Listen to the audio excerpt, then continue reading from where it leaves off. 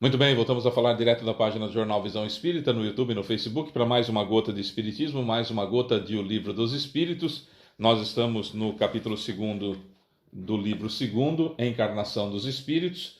Ainda estamos no item que vamos encerrar hoje, que vamos completar hoje, sobre a alma, ou da alma. E estudaremos as questões 144, 45, 46 e 46A. 144, 145, 146, 146A. Certo? Então vamos lá, compartilhe esse vídeo. Não tem fins lucrativos, a gente não lucra nada com isso. É para a doutrina espírita ser divulgada apenas. Tá bom? Vamos lá. Questão 144. É isso? É. O que se deve entender por alma do mundo? Estamos falando sobre a alma, entendendo um pouco sobre a alma. Resposta: é o princípio universal da vida e da inteligência da qual nascem as individualidades. Mas aqueles que utilizam essas palavras muitas vezes não se entendem entre si. A palavra alma é tão flexível que cada um a interpreta segundo suas fantasias. Algumas vezes, atribui-se inclusive uma alma à terra. É preciso entender essa palavra como o conjunto de espíritos devotados que dirigem vossas ações para o bom caminho quando vós os escutais, e que, de alguma forma, são os tenentes de Deus junto a vosso globo. Tá. O que entender por alma do mundo? Isso é muito comum. Hoje a gente não usa tanto o termo alma, a gente usa mais o termo espírito. Estamos em 2023, a gente usa mais, por exemplo, essa pessoa tem um espírito guerreiro. O povo brasileiro tem um espírito de resiliência. O povo brasileiro tem um espírito pacífico. Não é que necessariamente a alma ou o espírito seja dessa forma, é uma atribuição, é uma forma de dizer, é um conjunto de pessoas que teriam mais ou menos aquela característica. Não é nada específico que está se determinando. Olha, a alma, portanto, o espírito encarnado no Brasil, ele tem essa característica. Não é assim. É uma generalização que se faz, uma forma de se atribuir certas qualidades ou certos defeitos.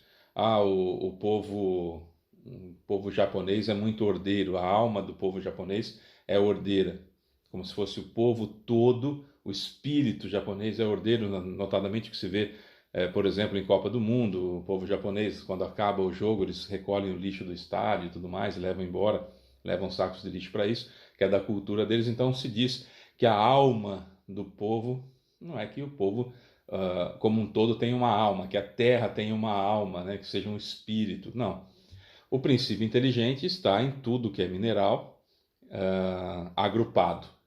Está individualizado no reino vegetal, está individualizado no reino animal. Então são muitos princípios inteligentes. E no planeta Terra hoje há cerca de 8 bilhões de espíritos. Lembrando que estamos em 2023. 8 bilhões de espíritos. Tá. O que se pode dizer a alma do mundo, pode-se dizer, por exemplo, daqueles que, junto com Jesus, coordenam. Então, Jesus, que é o governador da terra, é quem manda em tudo isso aqui, foi quem fez, quem montou tudo isso aqui, que a gente conhece, ele tem os seus prepostos, ele tem as pessoas que trabalham com ele. Aí usa aqui o termo, que ficou na tradução, tenente, né? Tenentes de Deus junto ao vosso globo. A ideia é, não importa o termo que se use para a palavra alma, o que nós precisamos definir é que eu, espírito, tenho um perispírito, que é um corpo semimaterial, que é um corpo fluídico, ou corpo astral, ou duplo etéreo, nome que se queira usar, e tenho um corpo que é esse que vocês estão vendo. Para que o meu corpo se movimente, para que os meus órgãos funcionem, para que o meu cérebro receba instruções do que fazer, eu, espírito, tenho que determinar tudo isso. Só que eu, espírito, por ser algo ainda incompreensível para nós, fica um pouco difícil da gente definir o que seja, mas por justamente ser difícil de definirmos, dá para entender que precisamos de alguma coisa que não seja como o espírito, mas também não seja tão denso quanto a matéria, que faça essa ligação. Então, quando eu me belisco, as terminações nervosas levam isso para o meu entendimento cerebral, que passa isso para o meu perispírito e eu sinto. Eu, espírito, é quem sinto. Tenho reflexo condicionado, já estou 52 anos nesse corpo, então é tudo quase que automático, é muito rápido. Realmente, é muito rápido. Porém, quem sente sou eu, espírito, eu que sinto. Eu que sinto, eu espírito. Portanto, que se você amputa uma perna, amputa um braço da pessoa, durante um bom tempo, e às vezes até durante todo o restante da sua vida, a pessoa continua sentindo dores naquele membro amputado, coceiras ou sensações naquele membro amputado. Por quê?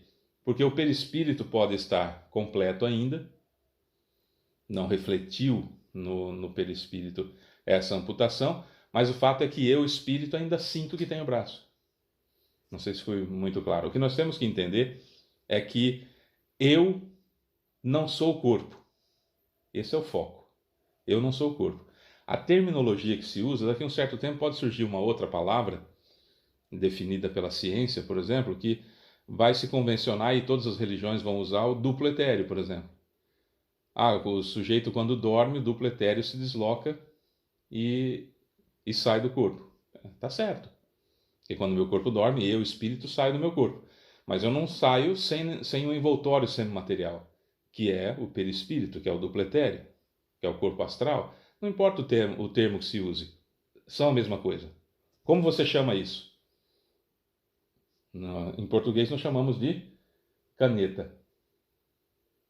Mas se alguém disser para mim que isso é uma pen, não é? Porque é apenas um outro nome para caneta em outra língua, em inglês.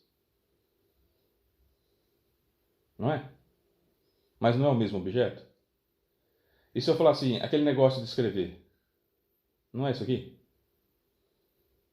Me empresta essa coisa que tem tinta dentro que você usa para escrever, não é isso aqui? Então não importa o termo que se use, o importante é entender o que é. E é isso que nós estamos tentando aqui, é isso que Kardec está tentando passar para a gente, é isso que a gente está tentando tantos anos depois de Kardec. 145. Com tantos filósofos antigos e modernos, como tantos filósofos antigos e modernos podem ter discutido longamente sobre a ciência psicológica sem chegar à verdade? Kardec, ele tem que fazer as perguntas, que hoje para nós parece muito óbvio. Aliás, só parece para nós muito óbvio hoje porque ele fez essas perguntas. Então vamos à resposta. Esses homens foram os precursores da doutrina espírita eterna. Percebam que aqui ele não está dizendo que a doutrina espírita vai ser a religião que vai abranger tudo. Ele está falando da doutrina que trata dos espíritos, aquela que é eterna, que entende que somos espíritos. É só uma questão de palavras de novo. Olha só. Esses homens foram os precursores da doutrina que entende que somos espíritos imortais. Certo? Então, esses homens foram os precursores da doutrina espírita eterna. Prepararam o caminho.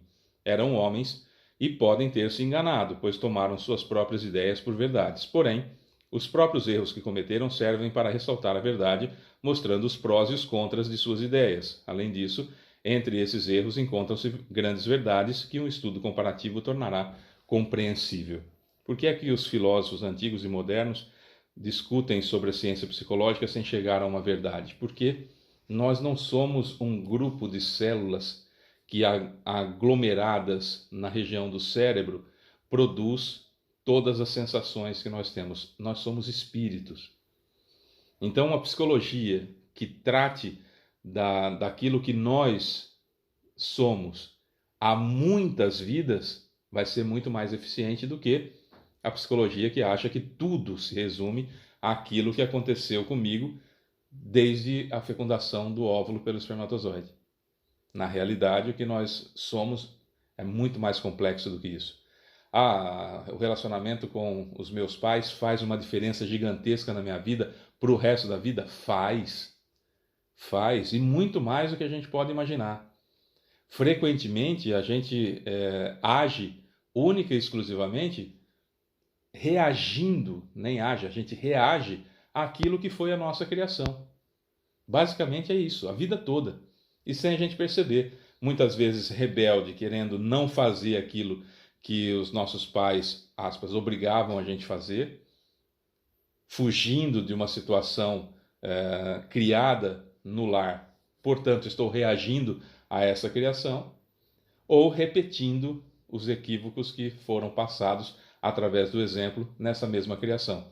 Ou seja, de toda forma, eu estou sempre, nas minhas ações, nos meus atos, na forma de eu ser, eu estou reagindo, estou refletindo a minha criação, estou refletindo a influência do meu pai e da minha mãe na minha vida. Certo? Então isso é muito claro. A psicologia traz muitas formas de me ajudar nesse sentido. A filosofia traz muitas formas de me ajudar nesse sentido.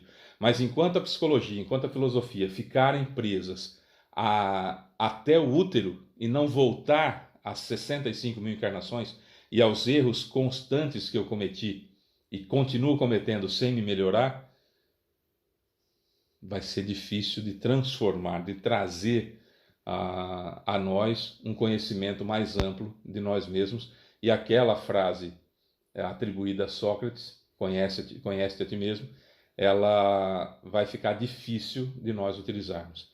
Porque como eu reajo, mais do que eu ajo, eu reajo àquilo que foi a minha infância, àquilo que eu recebi ou não dos meus pais, por mais que eu reaja a tudo isso, eu tenho, ou deveria ter, a rédea da minha vida na minha mão. E posso mudar isso. O caminho é mais difícil? É mais difícil. É mais doloroso? É mais doloroso, mas eu posso mudar isso. Eu tenho como mudar isso. Os erros que eu cometi em outras encarnações e que eu aprendi com eles me deixaram mais forte. Os erros que eu cometi em outras encarnações e que eu os repito porque não aprendi com eles, me deixam mais forte também. Mas será que eu quero buscar isso lá dentro? Será que eu quero ver aquilo que está impregnado na minha alma? Será que eu quero buscar aquilo que está no meu perispírito, registrado no meu perispírito? Porque tudo está registrado em mim, espírito, desde que eu fui criado. Tudo está registrado. E aquilo que é mais forte, aquilo que registrou mais forte no meu perispírito é aquilo que eu estou tentando reparar. Mas tem muitas coisinhas que estão registradas no meu perispírito e que eu ainda não busquei. É essa a ideia de entendermos-nos que está faltando, porque eu, necessariamente, quando olho no espelho, eu vejo aquilo que querem que eu veja e não necessariamente aquilo que eu sou. E esse querem que eu vejo, pode ser que eu também esteja entre esses que querem que eu veja daquela forma. Minha família, meus amigos, meus obsessores, e eu quero me ver daquele jeito. A reforma íntima, segundo Kaibar Schutel, ela é muito difícil fazer, porque o primeiro passo eu tenho que me conhecer, eu tenho que saber como eu sou, eu tenho que saber onde está o problema para mudar. Ah, Fábio, mas eu já descobri um defeito e eu luto contra ele, mas eu perco muitas vezes. Continue lutando, esse é o caminho.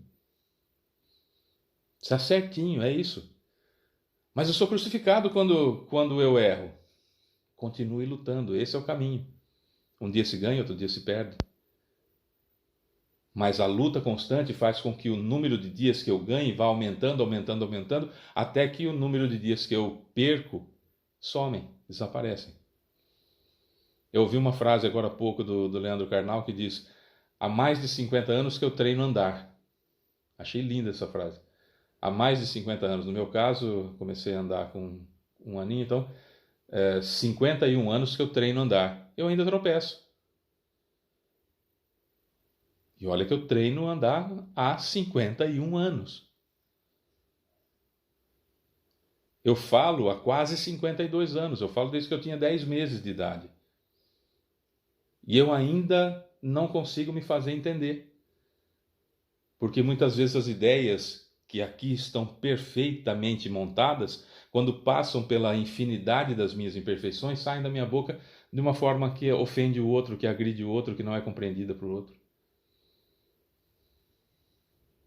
Não é fácil, não, mas dá. 146. A alma tem uma sede determinada e circunscrita no corpo? Onde está a alma? Está enfiada em algum lugar? Resposta: não. Mas se encontra mais particularmente na cabeça dos grandes gênios e de todos os que pensam muito, e no coração daqueles que têm grande sensibilidade e que dedicam suas ações à humanidade. Já vai vir a explicação, não é um pedaço está aqui ou um pedaço está aqui. 146a. Que pensar da opinião dos que situam a alma num centro vital? Resposta: é dizer que o espírito habita mais especificamente essa parte do seu organismo, pois para ali convergem todas as sensações. Aqueles que situam a alma, no que consideram o centro de vitalidade, confundem-na com o fluido ou princípio vital. Todavia, pode-se dizer que a sede da alma se encontra mais particularmente nos órgãos que servem às manifestações intelectuais e morais. Hoje já se sabe que todos os sentimentos e tudo se opera no cérebro. Mas a alma não está enfiada no cérebro, não é uma coisinha ali, está espalhada por todo o meu corpo, que tem centros vitais, ou chakras, como se queira chamar. São 7 ao todo, desde o centro genésico até o... aqui em cima, como é que chama? O chakra frontal. Esse aqui, como é que chama esse chakra aqui? Agora me sumiu o nome. Mas enfim, são 7. Desde o genésico, que é nos órgãos sexuais, coronário, até o chakra coronário aqui em cima, né? Porque esse aqui é cardíaco, certo? Laríngeo, esse aqui suja muito quando a gente fala mal dos outros, aí todos aqui para baixo fica tudo sujo, né? É complicado. Os centros de força têm o fluido vital, tem mais fluido vital e são por ali que são reabastecidos os fluidos vitais. Por isso, quando a gente toma passe, é nessa região aqui, porque daqui passa por todos os centros vitais, higieniza tudo e está tudo certo. Não precisa ficar fazendo gesto, preciso limpar e fazer rodinha, não precisa nada disso. É de perispírito para perispírito e, de preferência, no centro de força dessa região. Certo? Agora, o detalhe é assim. Onde está mais perceptível a ação da alma? Na pessoa que é mais voltada à inteligência, os esforços e as energias da alma, de mim espírito, estão concentrados mais naquela área intelectual ou na área do sentimento. Lembra das duas asas? Do conhecimento e do amor? Eu preciso desenvolver as duas. Via de regra, a gente desenvolve mais a asa do conhecimento, e aí depois a gente vai desenvolvendo a asa do amor até que as duas se alcancem. Mas em determinados momentos, o que acontece? Eu desenvolvi tanto a asa do conhecimento que certas encarnações eu venho com isso limitado para que essa asa do amor possa se desenvolver mais. É quando então eu tenho uma vida mais voltada a amar o próximo, a determinadas situações de anulação no mundo, em que eu não dou tanta importância àquilo que o mundo pode oferecer, porque eu já estou no estágio de oferecer-me ao mundo. É uma grande diferença que acontece. Na vida nós vamos querer ser, aparentar para o mundo, aí é uma necessidade narcisista de cada um de nós, e aí vamos engendrar esforços para isso, e muitos de nós estamos preocupados em servir ao mundo, anonimamente, fazer aquilo que devemos fazer para que o outro seja feliz, que é a fórmula da felicidade. Eu só consigo ser feliz se eu fizer outras pessoas felizes. Fábio, eu não concordo com isso. Tá, não muda. Eu acho que não existe a reencarnação. Tá, não muda. A reencarnação vai continuar existindo, independentemente da sua opinião. Então, a nossa opinião é uma maneira que eu penso. Os fatos independem disso. E a alma não está circunscrita num pedaço do meu corpo. Eu estou ligado ao meu perispírito, à minha alma, por fiozinhos fluídicos, em números tão gigantescos que a gente pode usar essa terminologia. Cada molécula do meu perispírito tem um fiozinho ligado em um átomo do meu corpo. Por isso que eu não estou preso, encerrado, enfiado dentro do corpo como a água dentro de uma garrafa, por exemplo. Certo? Ou como um pássaro dentro de uma gaiola. Eu estou como um todo encarnado. Quando meu corpo dorme, eu saio do corpo, mas fica com um chumaço de fios assim, nessa parte aqui de trás da minha cabeça como se fosse um rabo de cavalo, sabe, que as mulheres fazem aqui assim, sabe, arruma o cabelo, como isso vai até o corpo. Isso é facinho de comprovar. O que eu estou falando é algo simples. Se você encontra em qualquer sitezinho simplesinho, você já encontra essa informação. Fotos de máquina Killian, enfim, isso é fato, tá? E esse laço, esse fio, se estica de acordo com a minha evolução até certo ponto. Quanto mais evoluído, mais esse fio esses fios são longos, são etéreos, e eu posso me deslocar muito mais rapidamente para tudo quanto é lugar. Isso depende de mim, né? Alguns são tão densos que a pessoa mal se desloca, sai do quarto, por exemplo, quando o corpo está dormindo. Mas isso depende de cada um, porque cada fiozinho de uma molécula do perispírito está ligada num átomo do meu corpo. É isso que eu preciso saber, a princípio. Nós vamos falar do materialismo nos próximos vídeos, e no próximo vídeo só a gente vai falar sobre o materialismo, e depois nós vamos entrar no capítulo 3º do Livro dos Espíritos, que também é fenomenal, que fala da alma após a morte, a sua individualidade, vida eterna, retorno da vida corporal à vida espiritual. É muito bacana, a gente vai entender muita coisa que a gente já sabe, mas trazendo a teoria completa vai ficar melhor ainda. É isso. Eu sou Fábio Pereira, essa é mais uma gota de Espiritismo e a gente volta amanhã. Um beijo para você que fica. Tchau.